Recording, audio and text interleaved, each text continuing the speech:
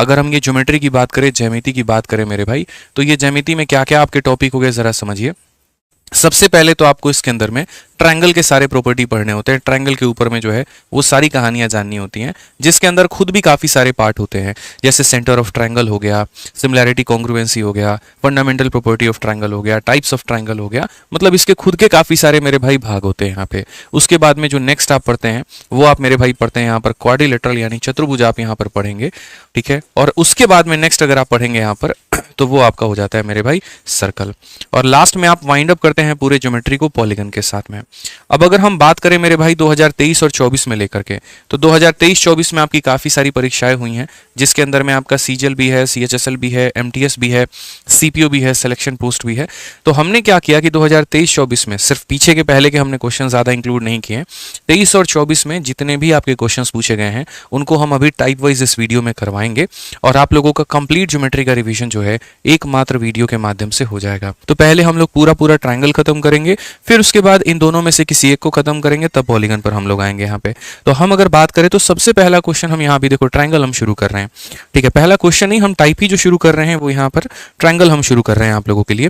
Triangle के जितने भी सवाल हो पाए वो हम लोग सारे के सारे करेंगे, ठीक है ना। तो एक बार जल्दी से वापस से एक ही बात बोलूंगा मेरे भाई, जितने लोगों ने वीडियो को लाइक नहीं किया वो लाइक भी कर दो, और अपने दिल से मेरे भाई जहां पर भी आपकी इच्छा करे ना भाई वहां पर शेयर भी कर दो। बस यहाँ पर ये बोलूंगा मैं, और कुछ नहीं बोलूंगा बस, ठीक है ना। तो अभी हम लोग ट्रायंगल यानी त्रिभुज की शुरुआत करने वाले हैं, और उसके सारे टाइप और प्रॉपर्टी छोटे छोटे क्वेश्चंस के माध्यम से समझने वाले हैं। तो सबसे पहला क्वेश्चन आपके सीएचएसएल के 2023 में है। मैंने कहा ना 2023-24 के सारे सवाल होंगे, ठीक है। तो सबसे पहला क्वेश्चन 2023 में है, जहां पर बोला गया कि एक ट्रायंगल की 3 भुजाएं हैं, जिसमें एक 9 है, दूसरा 24 है और तीसरा एस है, तो इसमें कौन सा करेक्ट होगा।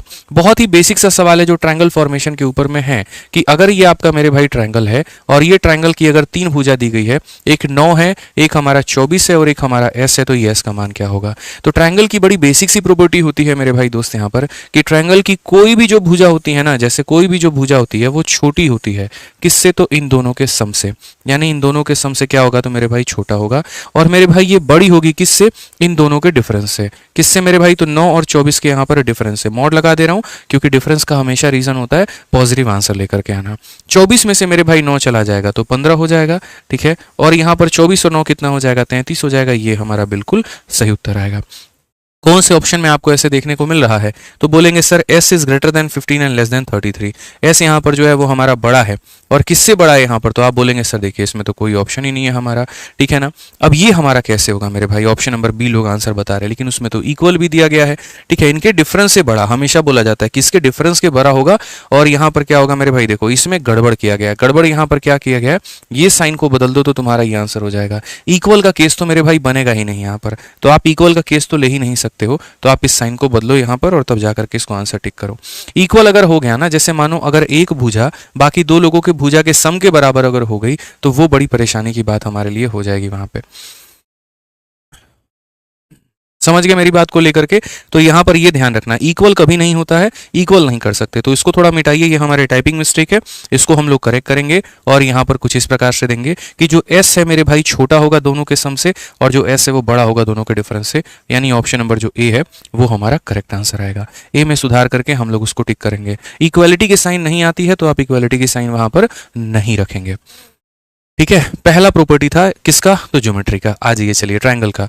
नेक्स्ट क्वेश्चन मेरे भाई देखिए त्रिभुज के ऊपर में, जो कि सीपीओ 2023 का सवाल है। क्या बोला गया है जरा पढ़िए। तो इस क्वेश्चन में मेरे भाई यहाँ पर कहा गया है, पढ़िए अच्छे तरीके से, कि सर देख लीजिए पी क्यू आर एक त्रिभुज है। तो हमने यहाँ पर पी क्यू आर नाम का एक त्रिभुज बना दिया कि ये हमारा पी हो गया, ये हमारा क्यू हो गया, और ये हमारा मेरे भाई आर हो गया। बोला गया था bisector of internal angle Q. यहाँ पर क्यू का जो कोण समद्विभाजक है, जो इसके कोण को मेरे भाई काटेगा, ठीक है। और उसके बाद में एक्सटर्नल एंगल आर। यहाँ पे थोड़ा ये फोटो को जो है ना हमें छोटा बनाना पड़ेगा, तभी जाकर के काम बनेगा। तो यहाँ पर हमने बना लिया है।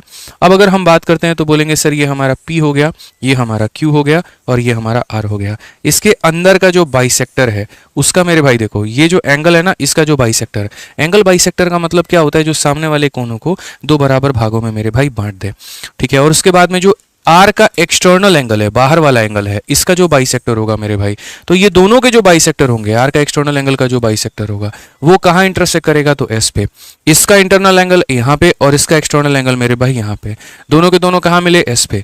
क्यू एस आर का मान जो है, क्यू एस आर का जो मान है मेरे भाई, यहाँ पर ये हमारा 40 डिग्री है, ये हमारा 40 डिग्री है, तो यहाँ पर ये जो पी है ना, इसका मान हमारा कितना होगा ये बता दो। अब एक छोटी सी बात बताऊं मेरे भाई, यहाँ पर ये जो एंगल होता है ना हमेशा इसका आधा होता है, तो यहाँ पर कितना होगा 80, तभी तो उसका आधा 40 होगा, यानी सही उत्तर कितना है, तो ऑप्शन नंबर ए है। बोलोगे कैसे, देखो ये छोटी छोटी प्रॉपर्टी है, मैंने कहा ना ये क्लास आपकी रिवीजन की क्लास होने वाली है, और बहुत अच्छी बात है यहाँ पर कि इसके अंदर में आप सारे कंसेप्ट को रिवाइज कर लेंगे। ठीक है, ये जितने भी फॉर्मूले हम आपको पढ़ा रहे हैं सारी बातें हमने अपने फॉर्मूला बुक में दे रखी है, कोई एक भी बात मेरे भाई मिसिंग फॉर्मूला बुक से नहीं है। ज्योमेट्री ही अपने आप में सर्वोपरि है, और सर्वोपरि चीज का जो तोड़ है वो आपके फॉर्मूला बुक में बहुत पहले मेरे भाई मैंने दे रखा था। ठीक है ना, तो ये मेरे भाई आप फोटो ले लो, चाहे आप बेशक यहाँ पर, अगर आपके पास फॉर्मूला बुक है तो आप उससे रिवाइज कर लेना, और अगर आपके पास में नहीं है तो आप फोटो ले लेना कि जब भी एक ट्रायंगल का ये जो इंटरनल वाला एंगल होता है और यहाँ पर ये बाहर में एक्सटर्नल वाला जो एंगल होता है, अगर हम यहाँ पर मिलाते हैं तो अगर ये एंगल हमारा ए है ना, या अगर मान लीजिए यहाँ पर ये एंगल हमारा थीटा है, तो ये हमेशा जो बनता है वो उसका आधा θ/2 बनता है। याद रखना दोस्त मेरे, ये प्रॉपर्टी होती है जो कि हम कई बार पढ़ा चुके हैं आप लोगों को। ठीक है, या तो कह लेंगे इसका आधा होता है या कह लेंगे इसका डबल होता है, तो वैसे ही बात है मेरे भाई, यहाँ 40 का डबल कितना हो जाएगा, 80 हो जाएगा। ऑप्शन नंबर ए जो है वो हमारा करेक्ट आंसर आएगा। ठीक है, समझ में आ गया बात। यहाँ पे आ जाओ मेरे भाई, अब बहुत ही यहाँ पर एक तरीके से ना थोड़ा इंटरेस्टिंग क्वेश्चन है यहाँ पे, और इसके अंदर में थोड़ा लॉजिक है, मतलब कि आप इसके अंदर थोड़ा लॉजिक अप्लाई करो तो जाकर के बनेगा। सीजल 2022 का ये सवाल है, इसमें कहा गया है ना कि देखो ये x है, ये y है और ये z है, तीनों का जोड़ बताना है। भाई इसमें कुछ भी नहीं है, देखो थोड़ा लॉजिकल क्वेश्चन है बस, और कोई बात नहीं है, बड़े आसानी से आप इसे तोड़ सकते हो। हमेशा एक याद रखना कि जब भी एक ट्रायंगल आप बनाते हो ना, तो ट्रायंगल के अंदर वाले दोनों कोनों का जोड़, अगर ये अल्फा है और अगर ये बीटा है, तो जो तीसरा वाला एंगल होगा ना, तो उसका बाहर वाला जो होगा एक्सटर्नल एंगल, तो वो एक्सटर्नल एंगल इन दोनों के सम के बराबर होगा। यानी एक्सटर्नल एंगल जो होगा वो किसके बराबर होगा, तो अल्फा प्लस बीटा के। तो external angle is equal to sum of interior opposite angle, बाहर वाला कोण अंदर वाले दोनों कोनों के जोड़ के बराबर होगा। तो अगर हम यहाँ पर देखें तो सबसे पहली बात, जैसे ये बाहर वाला 120 है, तो ये बाहर वाला 120 है, तो अपने अंदर वाले के अपोजिट के सम के बराबर, यानी कहने का मतलब इन दोनों का जोड़ हमारा 120 के बराबर में होगा। तो इन दोनों का जोड़ 120 के बराबर में होगा, तो अगर ये मेरे भाई यहाँ पर 110 है, तो ये हमारा कितना काम करेगा, 10 का, या ऐसे भी कह लो इसमें से इसको घटा दो तो ये तुम्हारा आ जाएगा। समझ गए यहाँ पर। अब क्वेश्चन में यहाँ पर पूछा क्या है, तो आप बोलोगे गुरुजी देखिए क्वेश्चन में हमसे क्या पूछा गया है, तो क्वेश्चन में हमसे यहाँ पर ये पूछा गया है कि सर आप हमको z बता दीजिए, y बता दीजिए और x बता दीजिए। यानी अगर हम देखेंगे तो z प्लस y और प्लस कितना हो जाएगा x। अब कायदे से अगर आप देखोगे ना यार, तो आप ये बात को समझ जाओगे कि सर ये दोनों एंगल जो हैं, देखो ये ट्रायंगल है, और अगर ये ट्रायंगल है तो ये दोनों एंगल का सम हमारा बराबर होगा किसके, 110 के। तो z प्लस x कितने कितने हैं कोई फर्क नहीं पड़ता, लेकिन इन दोनों का जो सम है वो यहाँ पर जो है z प्लस x का जो सम है मेरे भाई यहाँ पर वो किसके बराबर होगा, तो z plus x plus y कहा गया था ना, तो ये जो z प्लस x का सम है ये 110 के बराबर में होगा, और जो y की वैल्यू है वो हमारी 10 के बराबर में होगा, इसीलिए टोटल आंसर हमारा 120 आ जाएगा, और ये हमारा ऑप्शन नंबर जो सी है वो हमारा करेक्ट आंसर है। नेक्स्ट क्वेश्चन की बात करते हैं, और प्रश्न संख्या मेरे भाई 4 देखते हैं। सीजीएल का छोटू मोटू एकदम क्वेश्चन, कहीं पर किसी भी सवाल में आपको ये डाउट नहीं होगा कि यार ये कैसे बनेगा, क्या बनेगा, नहीं भी आता होगा ना, तो जिस तरीके से हम एक्सप्लेन करेंगे उसके बाद में आप इसको गारंटी है कि सीख ही लोगे, ये मेरा दावा है। ठीक है, आइए चलिए नेक्स्ट क्वेश्चन, क्वेश्चन नंबर 4 देखिए।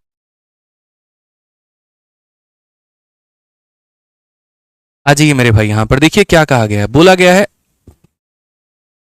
बोला गया मेरे भाई इस क्वेश्चन में कि ये आपका एक ट्रायंगल है, बहुत ही बढ़िया तरीके से, ये जो CD है ना आपका, ये एंगल बाइसेक्टर है। एंगल बाइसेक्टर का मतलब जो एंगल्स को आधे आधे में बांट देता है, कौन समद्विभाजक है मेरे भाई। इसमें यहाँ पर जो आपका C से लेकर के D तक का जो ये मान है, यहाँ पर ये भुजा का मान है, ये हमारा A से लेकर के D तक के भुजा के मान के बराबर है। अगर BDC की वैल्यू B हो गया, D हो गया, C हो गया, अगर इसकी वैल्यू हमारी 76 है, तो यहाँ पर हमसे क्या बोला गया है, what is the measure of CBD। तो हमारा जो यहाँ CBD का मान है ना, C हो गया, B हो गया, D हो गया मेरे भाई, इसकी वैल्यू हमसे पूछा है, ये हमारा कितना होगा। अब इस सवाल को भी आप बड़े आसानी से उत्तर दे सकते हैं, कोई दिक्कत नहीं है। जैसे मैंने आपको अभी बताया ठीक है, कि बाहर वाला जो एंगल होता है वो मेरे भाई दोनों अंदर के एंगल के सम के बराबर होता है। तो अगर आप यहाँ देखेंगे तो आप बोलेंगे सर ये दोनों भुजा बराबर है, तो इसके सामने जो एंगल होगा वो थीटा और इसके सामने जो एंगल होगा मेरे भाई यहाँ पर वो भी थीटा हो जाएगा। ठीक है, क्योंकि देखिए अगर साइड बराबर होते हैं तो उनके सामने के जो एंगल होते हैं वो मेरे भाई बराबर होते हैं। अब क्वेश्चन में अगर आप देखोगे तो ये जो है ये लाइन एंगल बाइसेक्टर का काम करेगा, यानी अगर ये थीटा होगा तो ये भी कितना होगा, तो मेरे भाई थीटा होगा। क्वेश्चन में हमसे कौन से एंगल के बारे में पूछा गया है, तो क्वेश्चन में मेरे भाई यहाँ पर हमसे इस एंगल के बारे में पूछा गया है। सी हो गया, बी हो गया, डी हो गया, आप हमें इसके बारे में बताओ। हमने कहा यार ये कौन सा एकदम मतलब बहुत भारी सवाल है, हलवा सवाल तो है। ये जो तुम्हारा 76 दिया गया है ये बाहर वाला एंगल है और ये बाहर वाला अंदर के दोनों सम के बराबर होता है, यानी थीटा प्लस थीटा हमारा 76 के बराबर है। तो 2 थीटा का मान हमारा 76 है और अगर 2 थीटा का मान 76 है ना तो थीटा का मान हमारा कितना हो जाएगा, 38 हो जाएगा। थीटा का मान मेरे भाई कितना हो जाएगा, 38 हो जाएगा। समझ गए इस बात को लेकर के यहाँ पे। अब अगर थीटा का मान 38 हो जाएगा तो आप यहाँ पर थीटा की वैल्यू को 38 रख लो और 38 रख लोगे तो आपको भी पता है कि एक ट्रायंगल के तीनों एंगल का जो सम होता है वो 180 होता है। अगर मैं यहाँ पर इस ट्रायंगल में देखूंगा तो ये तीनों एंगल को जोड़ने पर 180 आएगा, एक तीनों एंगल को जोड़ने पर कितना आएगा, 180 आएगा। तो अगर आदमी मेरे भाई यहाँ पर इसको अल्फा ले लेगा ना, अगर एंगल इसको अल्फा ले लेगा ना तो हम यहाँ पर क्या बोलेंगे, यार इन दोनों को जोड़ करके 180 में से घटा दो तो अल्फा का मान आ जाएगा। यानी अल्फा का मान निकालना है तो 180 में से मेरे भाई यहाँ पर इन दोनों का सम घटा दीजिए, तो इन दोनों का सम कितना हो जाएगा, तो 114, और 180 में से 114 चला जाएगा तो 64 जो है मेरे भाई, सॉरी 66 जो है वो आएगा और वो हमारा क्या होगा, तो करेक्ट आंसर, यानी अल्फा का मान 66 होगा। Option number D for Devsena. ठीक है, पूरा बढ़िया से रिवीजन होगा, टेंशन मत लो, सारी चीजें आप लोग बढ़िया तरीके से रिवाइज करोगे, बिना परेशानी के रिवाइज करोगे, ये मेरा प्रॉमिस है आपसे। तो इन दोनों का सम बाहर वाले के बराबर, और उसके बाद में अगर हम बात करेंगे तो ये 2 थीटा का मान 76 था तो 1 थीटा का मान 38 हो गया, तो ये 38 हो जाएगा। इन दोनों को जोड़ के 180 से घटा दो, अल्फा की वैल्यू निकल जाएगी यहाँ पे। ठीक है, आइए चलिए next question, question number 5, phase 9 2022 में एक बार पूछा गया ये सवाल, और आप ही लोग मुझे बताइएगा कि ये किस प्रॉपर्टी के ऊपर में है। हालांकि मैं तो सिंपल एक ही लाइन में बता दूंगा, लेकिन फिर भी आप लोग थोड़ा ट्राई करिए। इस क्वेश्चन में क्या बोला गया, तो क्वेश्चन में दोस्त यहाँ पर ये कहा गया कि समझो तुम्हारे पास में ये ट्रायंगल एबीसी है। क्या है मेरे भाई यहाँ पर, तो तुम्हारे पास में एक त्रिभुज है जिसका नाम है ए बी और सी करके। उसके बाद में यहाँ पर कहा गया एंगल बी का जो मान है 135 है, तो हमने थोड़ा सा जो ट्रायंगल है वो गलत बना दिया। कैसे गलत बना दिया, एक्यूट बना दिया और वहां लेना है ऑब्ट्यूज। हालांकि इससे कोई खास फर्क नहीं पड़ेगा हमारे सॉल्यूशन पे, बट फिर भी जैसा बोला जाता है ना वैसे लेने में थोड़ा अच्छा लगता है। तो जैसे मान लीजिए कि हमारा ट्रायंगल थोड़ा ऑब्ट्यूज था तो हम यहाँ ऑब्ट्यूज लेंगे। अगर हम ऑब्ट्यूज लेंगे तो हम यहाँ पर क्या कहेंगे, हम यहाँ पर ये बात बोलेंगे कि सर एक ट्रायंगल ए बी सी है, तो ये ए हो गया, ये हमारा बी हो गया और ये हमारा सी हो गया। ये एंगल हमारा कितने का है, तो 135 का है। ठीक है ना। अब उसके बाद में क्वेश्चन में क्या बोला गया है, ए बी का जो मान है मेरे भाई यहाँ पर 5√2 है और बी सी का जो मान है वो यहाँ पर 7 है। ए सी का मान कितना होगा। मुझे आज भी एक बात याद है यहाँ पर कि एक बार मैं कोस थीटा पढ़ा रहा था, कोसाइन रूल पढ़ा रहा था, और कोसाइन रूल के पढ़ाने के बाद में 4 दिनों के बाद में एक बच्चे का फोन आता है कि सर मैं सिलेक्शन पोस्ट का जो पेपर है वो देने गया, और आपने सिर्फ एक ही लाइन कही थी कि कभी भी अगर कोई भी ट्रायंगल का एक एंगल दे दे और जो एंगल दिया है उसी वाले का साइड दे दे मेरे भाई, और तीसरी साइड निकालने की बात बोले या गोली मारो मेरे भाई, बस इतना कि एक एंगल और 2 साइड दे दे और तीसरा साइड निकालने को बोले, तो याद रखना दोस्त वहां पर कोसाइन रूल लगाना होता है। याद रखना वहां पर कोस थीटा का नियम लगाना होता है, कोसाइन रूल लगाना होता है। आज आपको करना भी वही है। आप मेरे भाई सेम बात उस बच्चे वाली बात बोलोगे कि जब भी एक एंगल दे दिया गया हो और 2 साइड दे दिया गया और तीसरी साइड निकालनी है तो वहां पर हम कोस थीटा का नियम प्रयोग करेंगे। तो अगर हम बात करेंगे तो तीसरी वाली भुजा को हम कितना मान लेते हैं, तो तीसरी वाली भुजा को मेरे भाई हम x मान लेते हैं। अब cos थीटा का नियम क्या होता है, तो cos थीटा का जो नियम होता है, ये एंगल कितना है, तो 135 है, तो आप यहां बोलोगे सर ये हो जाएगा cos 135 डिग्री। ठीक है, और ये बराबर होगा मेरे भाई किसके, तो ये जो एंगल है ना ये जिसके साथ में जुड़ा हुआ है, इन दोनों के साथ में जुड़ा हुआ है, तो जिसके साथ में जुड़ा होता है उसका स्क्वायर। यानी अगर हम बात करेंगे तो 5√2 के साथ में क्या हो जाएगा, इसका स्क्वायर, प्लस यहाँ कितना हो जाएगा मेरे भाई 7 है, तो यहाँ पर 7 का स्क्वायर, और उसके बाद माइनस करते हैं। किसको माइनस करेंगे, तो जो इसके सामने है उसके स्क्वायर को माइनस करेंगे, तो यहाँ पर -x का स्क्वायर डिवाइडेड बाई यहाँ पर 2 इंटू और इन दोनों का प्रोडक्ट, 2 इंटू मेरे भाई इन दोनों का प्रोडक्ट, यानी 5√2 इंटू कितना हो जाएगा, 7 हो जाएगा। ध्यान रखना, तो जो कोसाइन का नियम होता है ना वो बराबर होता है जो इसके साथ में जुड़े हुए हैं उनके स्क्वायर का सम माइनस मेरे भाई यहाँ पर x² डिवाइडेड बाई इतना। यहाँ पे कोई दिक्कत है, यहाँ पर कोई परेशानी की बात है तो बता दीजिए। आइए चलिए, cos 135 की वैल्यू आप जानते हैं कितना होता है, हम बताते हैं आपको।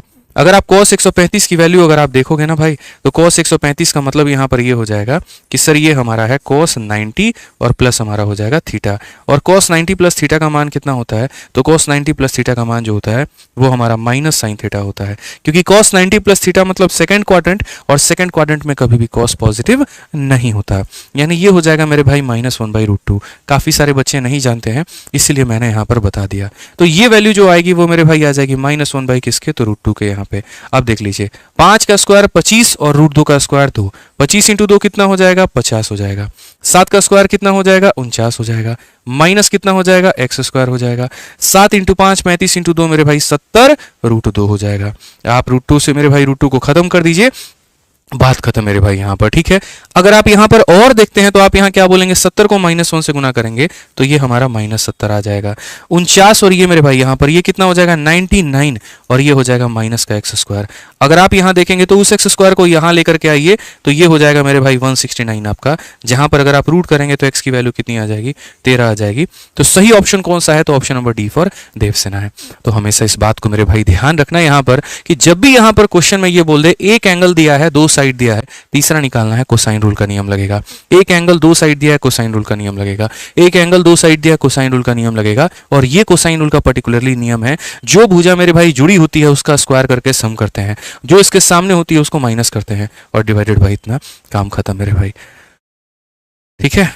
आ जाइए, चलिए नेक्स्ट क्वेश्चन देखिए, 6 नंबर सवाल, छोटू मोटू सवाल, बड़ी आसानी से आप इसे बना सकते हैं, और ये हमारा सेंटर ऑफ ट्रायंगल के ऊपर में है, ठीक है ना। आप देख लीजिए क्वेश्चन में क्या कहा गया है, सीपीओ का 2023 का ये सवाल है मेरे भाई। बोला गया कि एक एबीसी नाम का ट्रायंगल है आपका, तो आप यहां देखिए कि ये हो गया ए हो गया आपका, ये मेरे भाई बी हो गया, और ये हमारा सी हो गया।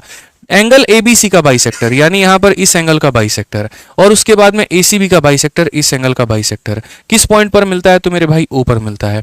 बीओसी का मान हमारा ये 125 दे रखा है, तो यहां पर जो है हमें बोला जाएगा कि भैया बीएसी का मान मतलब ये वाला मान जो है थीटा, ये बताओ। सबसे पहली बात यहां पर इसका कौन सा प्रॉपर्टी लगेगा। आपको पता है सेंटर ऑफ ट्राइंगल में 4 सेंटर होते हैं, एक इन सेंटर होता है, एक ऑर्थो सेंटर होता है, एक सर्कम सेंटर होता है, और एक एक्स सेंटर होता है, ठीक है ना। तो ये मेरे भाई कौन सा वाला सेंटर है, सेंट्रोइड भी होता है, वो अलग कहानी है, ठीक है। तो याद रखना है दोस्तों आप लोगों को, और वो क्या याद रखना है कि देखिए इन सेंटर के बारे में हम आपको बताते हैं। इन सेंटर को हिंदी में अंतः केंद्र कहा जाता है, ठीक है ना। क्या कहा जाता है, तो अंतः केंद्र कहा जाता है। कि कभी भी अगर मान लीजिए कि कोई भी त्रिभुज है, ठीक है, और अगर उसके एक भुजा का मेरे भाई बाइसेक्टर और दूसरी वाली एंगल का बाइसेक्टर, भुजा नहीं मतलब कोण का, यहाँ पर समद्विभाजक, अगर ये दोनों समद्विभाजक आई नाम के पॉइंट पर मिलते हैं, तो अगर ये ट्राइंगल हमारा एबीसी है मेरे भाई यहाँ पे, तो ये जो आई में एंगल जो देखो इसका बाइसेक्टर हो गया और इसका बाइसेक्टर हो गया, तो ये वाला जो एंगल बनेगा ना मेरे भाई, ये हमेशा बनेगा मेरे भाई 90 प्लस एंगल ए का आधा। ये बात ध्यान रखना। क्या मैंने यहाँ सही लिखा है, बिल्कुल मेरे भाई हमने सही लिखा है। 90 में a/2 के आधा को क्या करना है, जोड़ देना है, पीछे वाले का आधा करना है, और उसके बाद में 90 में उसको जोड़ देना है, ध्यान रखना। और रिवर्स जाना हो तो रिवर्स यहाँ पर क्या करेंगे वो भी हम आपको समझा देंगे।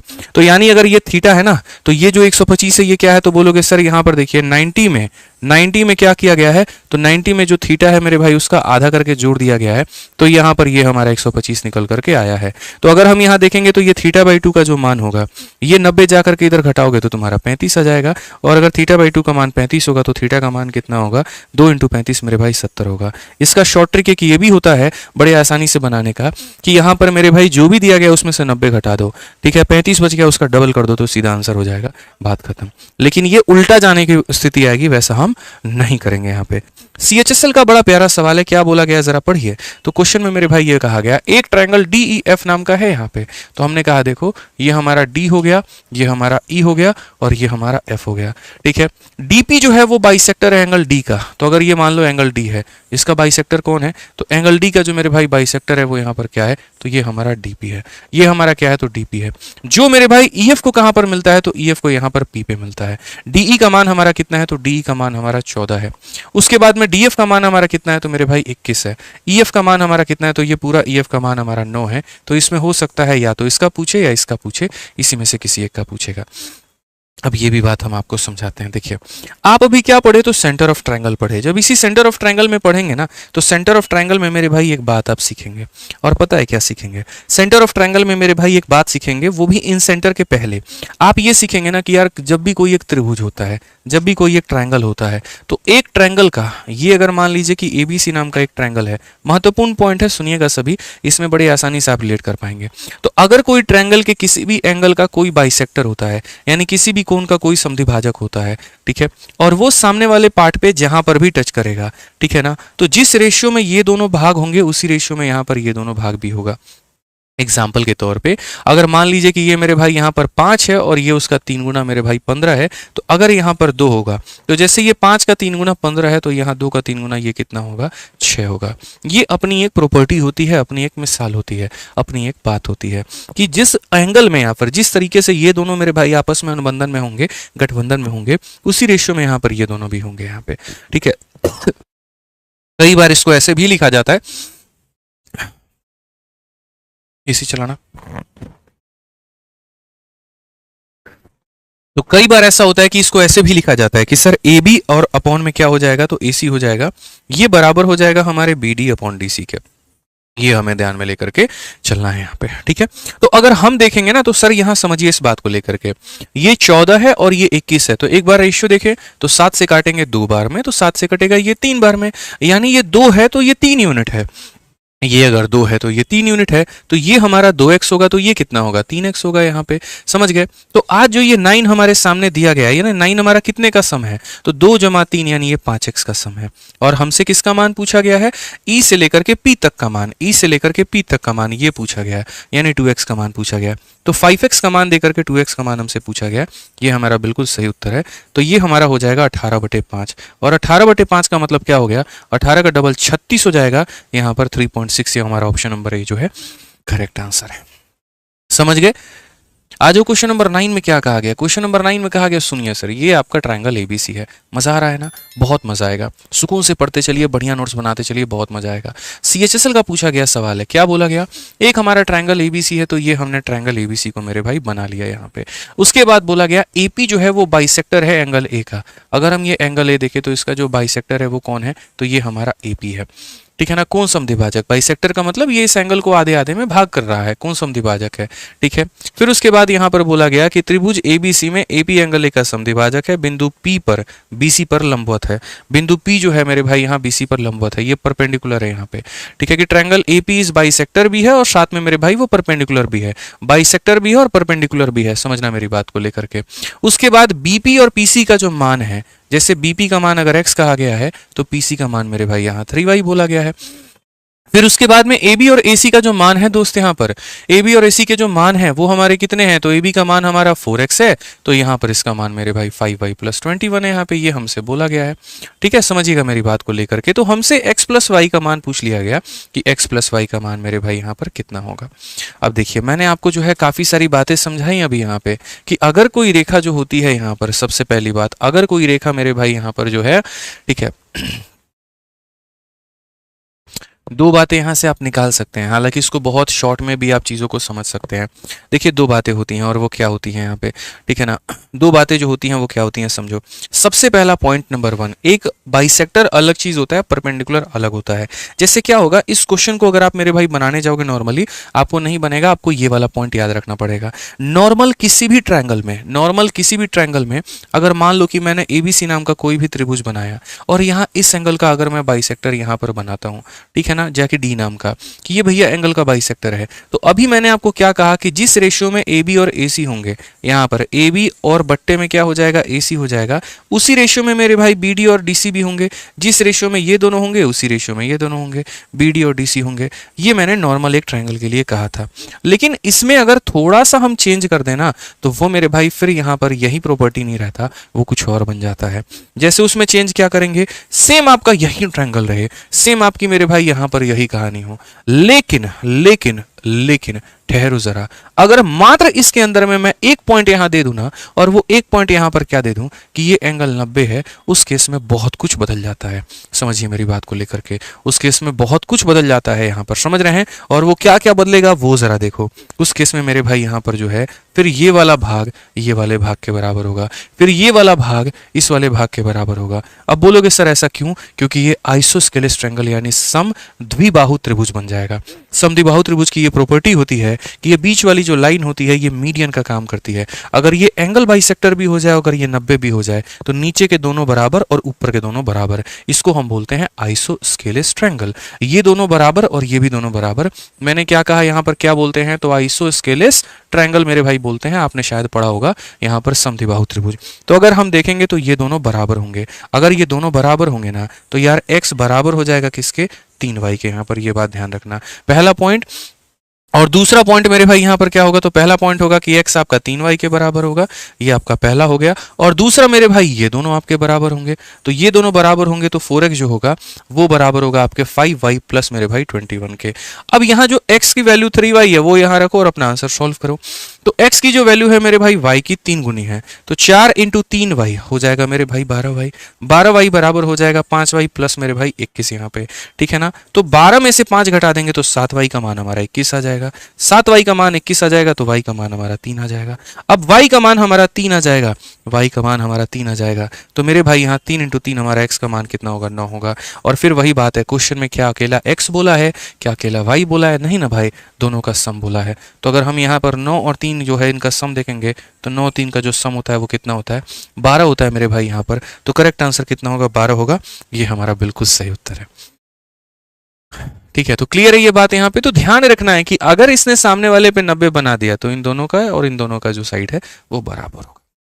मजा आ रहा है ना, मजा आते रहे तो दोस्त वीडियो को लाइक करना। मैंने पूरा जो है पूरी मेहनत के साथ में आप लोगों के लिए यहाँ पर जो है पूरा ये कंटेंट प्रिपेयर करवाया है, ठीक है। हमारी टीम काफ़ी मेहनत करती है, कई बार मुझे वक्त रहता है तो यार मैं खुद बना लेता हूँ, कई बार ऐसा रहता है तो जो हमारे सर हैं वो बना लेते हैं, सभी लोग मिल करके। बस हम सभी लोगों का जो उद्देश्य होता है ना वो यार यहाँ पर यही होता है कि आप लोगों को बढ़िया तरीके से पूरा का पूरा रिविजन और प्रैक्टिस करवाई जा सके। तो अगर हम यहाँ पर क्वेश्चन को मेरे भाई देखेंगे तो जैसे अगर आप इसी सवाल में देखिए क्या कहा गया है, ABC है मेरे भाई और P और Q जो है यहाँ पर मिडिल पॉइंट है AB के और AC के।